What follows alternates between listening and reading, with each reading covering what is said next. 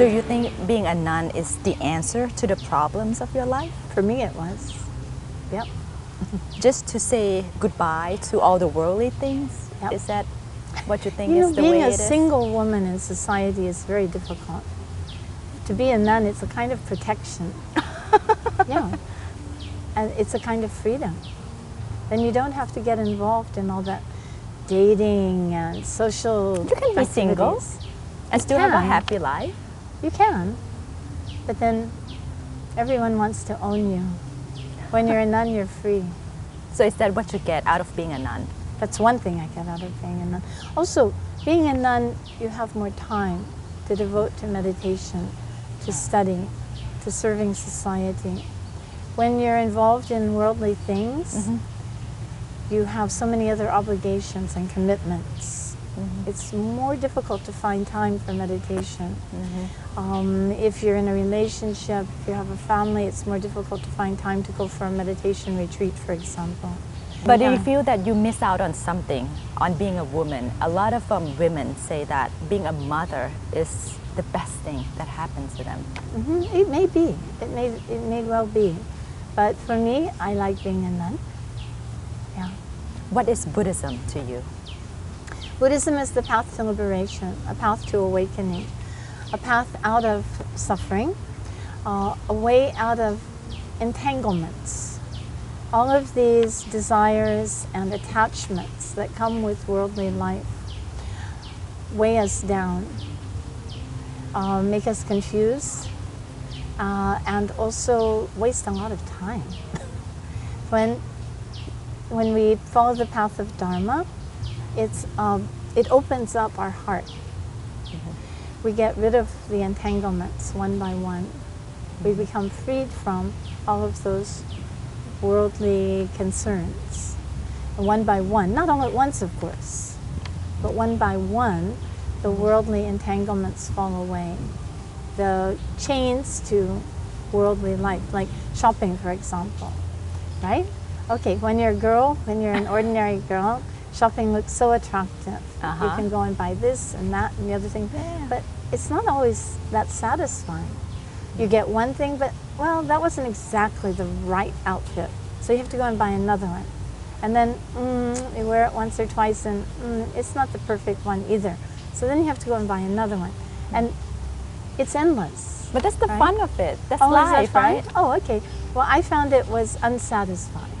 Now I wear the same thing every day and I'm free. I don't have to worry. I don't have to go to the mall. I don't have to waste any time shopping. I don't care what I look like. And for me, it's a freedom. Not for everybody, of course. Everybody's different. But on the path of Dharma, there's really something freeing about not having to think about what you look like, not having to please people in society. In the monasteries, we have no mirrors, for example. So wonderful, right? So, but everybody's different, so everyone has to follow their own path. That's the beauty of Buddhism. We learn for ourselves, right? Check it out. Come and see, the Buddha said. So we learn the teachings and then we test them out in everyday life. That's what I did. And the more I tested it, the more I found it worked for me. So that's why I got more and more into it. I tried everything. I was an interpreter, I was a yoga teacher, I was an artist, I did just about everything. I went to many different countries, but ultimately it was Buddhism that made me really happy. How is Buddhism different from other religions? Buddhism teaches us individual responsibility. We don't just abdicate our responsibility to some savior figure.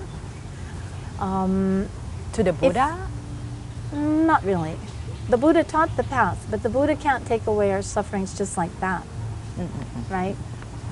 The Buddha taught us how to resolve our own sufferings.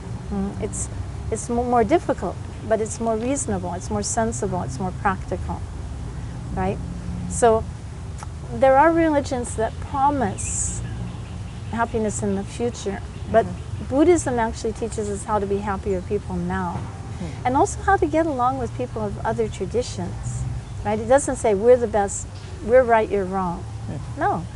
Buddhism respects all religious traditions. And so it actually has the tools for developing healthier, happier communities. What would you say to some people who become detached from Buddhism because they say the teachings and the real world, they don't really go hand in hand? Let's say the karma. We are taught that if you do good deeds, good karma, then you will get good things in life. But a lot of bad people who do bad things, they actually prosper in life. So some people are like, why should I do good? Look at them, they do bad. Their lives are still so fine, wonderful. Well, that's a rather short-sighted view because it only looks at this lifetime, you see. Whereas the Buddhist view is very vast, it's very broad. It understands that we don't just live once. Even though people may seem to be happy in this lifetime, we don't know what's going to happen next time around, right? So it could be that in this lifetime, someone is a very good person but still has misfortunes because we don't have the wisdom to see why from the past. If we meditate a lot, actually we can. We can gain insight into the causes for our present misfortunes. But what we do know is that if we live an ethical life without harming other living beings, and if we're generous people, then in the future we'll have a good life. No question about it. So I would say, on the contrary, that Buddhism is extremely practical. Now, it depends on how you understand Buddhism. There are a lot of people who think that Buddhism means just going to the temple and donating some money, or maybe sticking some gold on a statue. But that's a very rather superficial understanding of Buddhism. Buddhism is much deeper than that. It's so profound. It's so vast. All these wonderful teachings of the Buddha can tell us so much about how to live this life well, both how to develop our inner life and also how to develop positive, beneficial human relationships. So I think that in general, if we practice well, we'll see that even in this lifetime, we'll experience great benefit.